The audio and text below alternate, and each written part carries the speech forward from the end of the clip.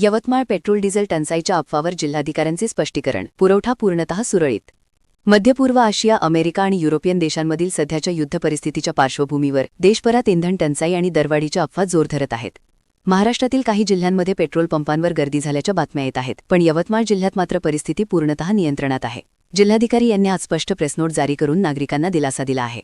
जिल्हाधिकारी विकास मीणा यांच्या म्हणण्यानुसार Bharat petroleum BPCL, Hindustan petroleum HPCL आणि इंडियन ऑइल आयओसीएल या तिन्ही प्रमुख तेल कंपन्यांकडून यवतमाळ जिल्ह्यात पेट्रोल, डिझेल, सीएनजी आणि एलपीजी गॅस सिलेंडरचा पुरेसा साठा उपलब्ध आहे.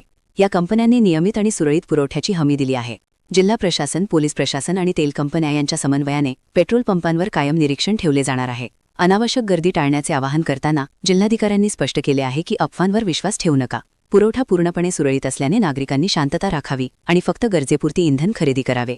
राज्यातील इतर काही जिल्ह्यांमध्ये अफवांमुळे पंपांवर गर्दी झाल्याच्या बातम्या येत आहेत, पण यवतमाळमध्ये प्रशासनाने वेळीच पावले उचलली आहेत. नागरिकांनी शांत राहून अफवांना बळी पडू नये असे आवाहन प्रशासनाकडून करण्यात आले आहे.